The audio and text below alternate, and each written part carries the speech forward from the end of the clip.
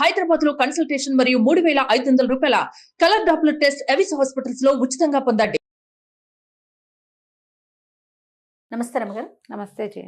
రమగారు, చందమామ కథ ఏదైనా చెప్తారు? జనరల్గా మనం ఒక మాట వింటుంటాం, ఎక్కడైనా దాచినా కూడా డబ్బు వాడి వారసుడికో వాడిది వాడికే దక్కుతుంది. మంది కష్టపడిన సొమ్ము అయితే మనకే వస్తుంది, అంతే. పోయినా సరే పోదు.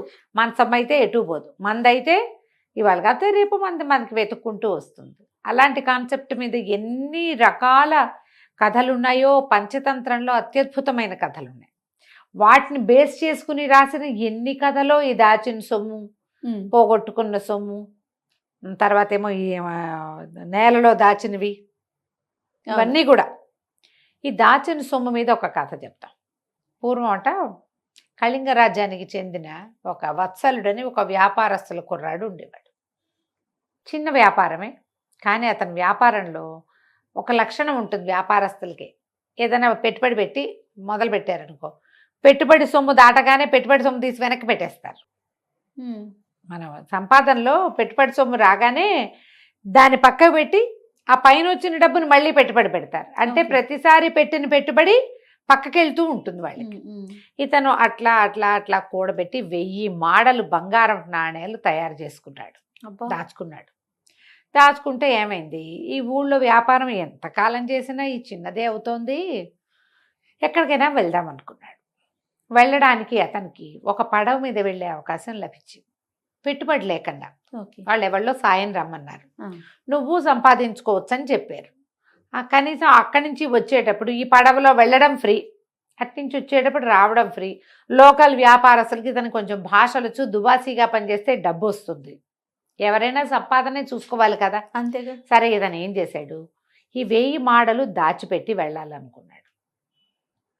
బాగా ఆలోచించి ఆ ఊళ్ళో వాతాపి అని ఒక మంచి పేరున్న ప్రఖ్యాతుడైన వ్యాపారస్తుడు ఒక ఆయన ఉన్నాడు. అతని దగ్గర పెడదామనుకుని ఏం చేశాడు, ఒక జాడి కొని, పచ్చళ్ళ జాడీలు ఉంటాయి కదా, ఆ జాడీలో అడుగున 1000 మాడలు పోసేసి దాని మీద ఉసిరికాయలు నింపి పట్టుకొచ్చి ఈ వాతాపి దగ్గర పెట్టాడు. ఏమన్నాడు, నేను వ్యాపారానికి వెళ్తున్నాను, ఎప్పటికొస్తానో తెలీదు, వైద్యం కోసం ఉసిరికాయలు ఊరబెట్టుకున్నాను, మీ ఇంట్లో ఉంచు, నా ఇల్లు ఎవరికో అద్దెకిచ్చేసా, పొరపాటుని జాడీ పగులుతుందని పట్టుకొచ్చాను అన్నాడు. అనేసరికి వాతాపి గారు ఒప్పుకున్నాడు. సామాన్లు నిల్వ చేసే ఒక గోడౌన్ ఉంది, అతనిది కూడా వ్యాపారమే. వీళ్ళకి ఖచ్చితంగా గోడౌన్లు ఉంటాయి కదా, ఎంతో కొంత. ఒక సామాన్లు నిల్వ చేసుకునే ప్రాంతంలో ఒక మూల అక్కడ పెట్టమన్నాడు. ఇది తీసుకెళ్ళి ఆ జాడి ఆ మూల పెట్టేసి మన వత్సలుడు వేరే ప్రయాణం వెళ్ళిపోయాడు దూరదేశానికి. ఓ 1-2 ఏళ్లలో రావచ్చు. అప్పట్లో ప్రయాణాలు అలాగే ఉండేవి, సంవత్సరం పట్టేది. మనం ఇప్పుడు ఊహ కూడా రాదు జయ మనకి. సంవత్సరం మాత్రం మొగుడు లేకుండా ఇంట్లో పెళ్ళాం పిల్లలు ఎట్లా ఉంటారు, తల్లులు ఎట్లా ఉంటారు, 1 ఏడాది పాటు ఇల్లు వదిలేసి ఆ ఇల్లు అవుతుంది, ఎన్ని ఆలోచిస్తాం మనం. ఇప్పుడు ఆన్ సైట్ 6 నెలలు వెళ్ళటం, సంవత్సరం వెళ్ళటం మనం చూస్తున్నాం చూడు. అట్లా వ్యాపారాలకి విదేశాలకి ఇది కూడా అంతే. ఇది కూడా విదేశాలకు వెళ్ళటమే కదా, ఈ పడవల మీద వెళ్ళటం, పై ఊళ్ళు ఎక్కడికో వెళ్ళటం. వెళ్ళిపోయాడు. 7 ఏళ్ళు గడిచాయి. 7 సంవత్సరాలు అయింది. 7 ఏళ్ళు అంటే ఎంత పెద్ద టైము. చాలా మంది వెళ్ళిన వాళ్ళంతా తిరిగి వచ్చేసారు. అయితే ఈ వత్సలుడింట్లో ఏదో చిన్న శుభకార్యం వచ్చేసరికి, శుభకార్యం అనగానే ఏం చేస్తాం, వ్యాపారస్తుల ఇళ్లలో అయినా మామూలు వాళ్ళ ఇళ్లలో అయినా సున్నాలు వేసుకుంటాం. వీళ్ళు ఏటా సున్నం వేసేవాళ్ళు, కానీ ఎప్పుడు గోడౌన్కి సున్నం వేయలే. ఈసారి ఏమనుకున్నారు, మొత్తానికి వేసుకోవాలి, శుభకార్యం ఉంది కదా అని చెప్పేసి ఇళ్ళు వాకిళ్ళు సున్నాలు వేస్తూ ఈ గోడౌన్లో కూడా సామాన్లు అటు జరిపి ఇటు జరిపి అన్నీ జరిపి రంగులేశారు. ఈ జరిపే క్రమంలో ఈయనకి తట్టింది, ఈ జాడి ఇక్కడ ఉండిపోయింది మూల, వాడేమో రాలేదు, ఇంకేమొస్తాడు, అదే కదా. 7 ఏళ్ళు అయితే వస్తారా ఎవరైనా, అయిపోయి ఉంటాడు, ఎక్కడో ఖర్చు అయిపోయాడు వాడు అని చెప్పి ఏమున్నాయో చూద్దాం అని మూత తీస్తే అతను పోసిన అవి పైదాకా పోసాడు, కానీ క్రమంగా ఎండి ఒరుగులయ్యి ఉసిరికాయలు కిందకి పోయినాయి.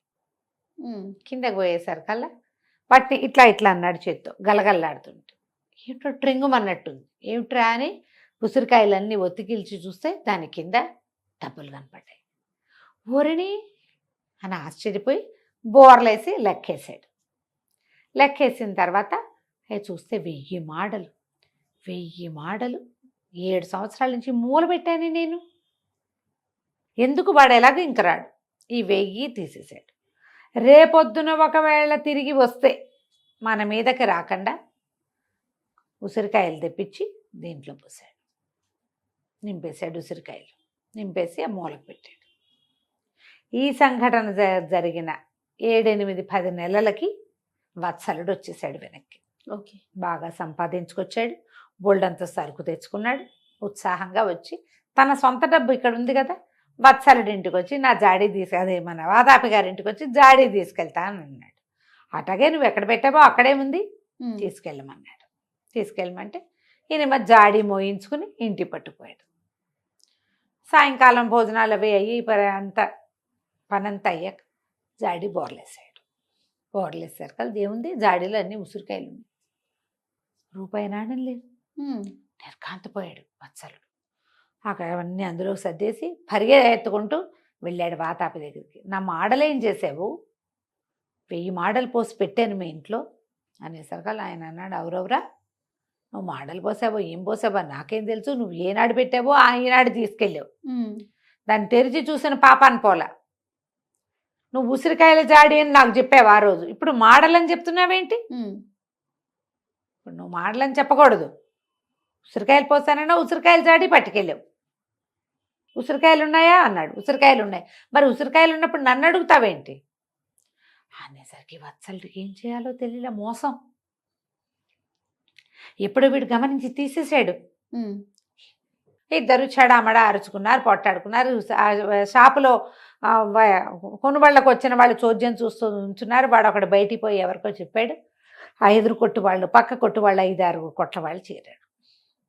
ఒకళ్ళిద్దరు వత్సలుడి పక్షం వహించారు. ఒక 5-6 ఏమన్నారు, ఏ నాటి నుంచో వీళ్ళ సామాన్ల కొట్లో ఏదైనా వస్తువు కోసం వచ్చినప్పుడు ఆ మూల జాడి పడి ఉండేదండి, పోనీలే పాపం అని దగ్గర పెట్టుకున్నందుకు ఇంత మాట అంటున్నాడు.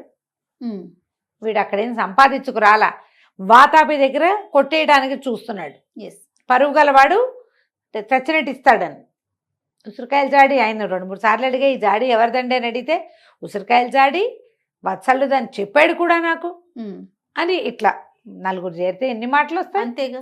ఇవన్నీ వచ్చినాయి. పదండి మీరు దర్బార్లో చేతురుగా న్యాయాధికారి దగ్గర కోర్టులు ఉన్నాయి వాళ్ళకి ఆ ఊళ్ళో. కోర్టుకు వెళ్ళి చెప్పారు. చెప్తే సరే వాది ప్రతివాది ఇద్దరు మాటలు వినాలిగా.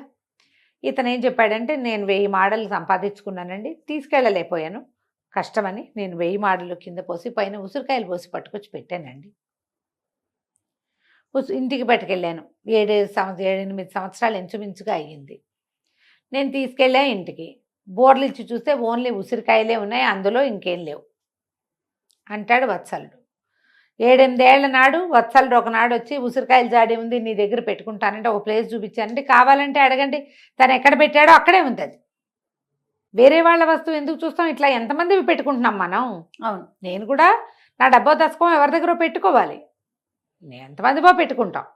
అక్కడే ఉంది, తనే తీసుకెళ్ళాడు. నా ఎదురుగుండా ఏమీ నాకు ఆ రోజు చూపించలేదు, ఈ రోజు చూపించలే. పట్టుకెళ్ళిపోయాడు ఇంటికి. చెప్తున్నాడు. ఇట్లా మాట్లాడుకున్నారు. కానీ ఉసిరికాయలు పోసి డబ్బులు ఉన్నాయని చెప్తావేంటయ్యా, మరి డబ్బులు పెట్టినప్పుడు డబ్బులు ఎందుకు చెప్పలేదు అని అడిగాడు ఆయన. వత్సలుడి కేసు మనం ఓడిపోతున్నామని అర్థమైంది. ఏం చేస్తాడు? అయితే ఆయన అన్నాడు, ఏమిటి ఉసిరికాయలు అన్నారా, ముందు ఆ జాడీలో ఉసిరికాయలు ఉన్నాయా అంటే ఉన్నాయండి అన్నాడు. పట్టుకురా, నేను ఉసిరికాయలు ఏమిటో చూస్తా. మర్నాడు వత్సలుడి కేసు ఎలాగూ పోయింది. ఒట్టిగా తిప్పుతున్నారు నన్ను అంతేనని జాడీ మోయించుకుని తీసుకుపోయాడు. ఆయన అందులో నుంచి ఉసిరికాయ చూసి అందరికీ పంచిపెట్టాడు. ఉన్న వాళ్ళకి కొరికి చూశాడు. అందరినీ తిని చూడండి అన్నాడు. తినండి తలా ఒక ఉసిరికాయ అన్నాడు. అందరూ తలా ఒక ముక్క కొరికారు. ఈయన అన్నాడు, అబ్బా వత్సలుడా, ఏం చెయ్యిరా అనేది, 8 ఏళ్ల నాడు పోసిన ఉసిరికాయలు ఈ ఏడాది కోసిన ఉసిరికాయలు లాగానే ఉన్నాయి, ఇంత నవనవలాడు ఉండటానికి ఏం చేసావురా నువ్వు అన్నాడు. ఆ తింటున్న వాళ్ళంతా చెప్పారు, ఫ్రెష్ ఉసిరికాయలాగా ఉంది. ఉసిరికాయ ఎండితే ఏమవుతుంది, క్రమంగా డొలకైపోతుంది. ఆ గింజ నుంచి అవన్నీ ఇట్లా విడొచ్చేస్తాయి. ఎండిన కొందికి క్లోజ్డ్గా ఉందనుకో అంత విడిపోవు. కానీ మనం కాస్త గట్టిగా ఇట్లా అన్నామంటే విడొచ్చేస్తాయి. ఏడాది లోపల వాటికి ఆ లక్షణం రాదు.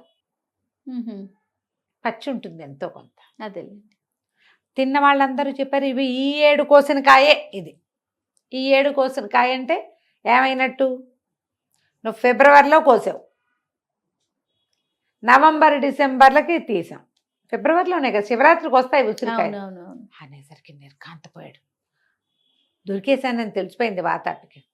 ఆయన కాయ తినటం పూర్తి చేసి అందరికీ ఆరోగ్యం చేకూరింది. ఇవాళకి వత్సలుడికి 1000 మాడలు మర్యాదగా ఇవ్వు. ఇవి 7-8 ఏళ్ల నాడు పోసిన ఉసిరికాయలు కావు, నువ్వు అవి తీసావు. ఆ కాయలన్నీ చితికిపోయి ఉంటాయి నువ్వు బోర్లించేసరికి.